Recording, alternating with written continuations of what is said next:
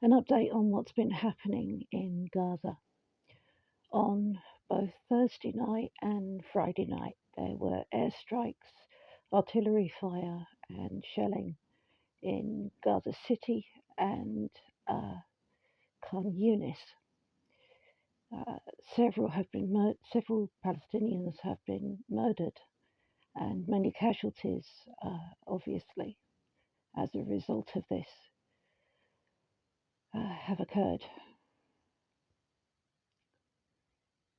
The pretext for the shelling last night was that 3 bodies were returned to Israel that were not, in fact, it turned out, any of the Israeli captives. However, it has to be noted that uh, Hamas offered to send samples so that DNA checks could be made prior to the bodies being returned, because obviously, with the amount of shelling that has occurred, it's very difficult for them to be absolutely certain that the bodies that they're uncovering are, in fact, the captives who were murdered by the Israeli bombing.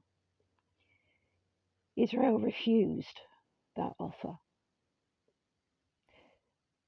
It is very clear that Israel are using any pretext imaginable to continue to break the ceasefire.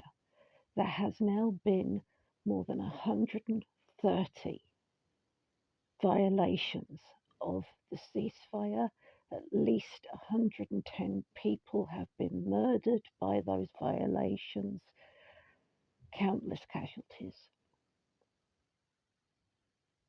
And this situation is simply unacceptable.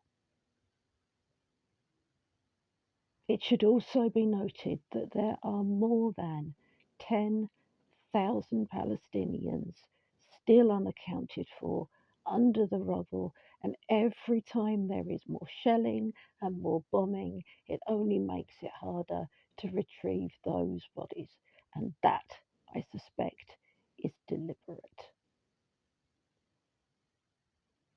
Contact your representatives, your MPs, your congresspeople, your senators. None of this is okay. Free Palestine.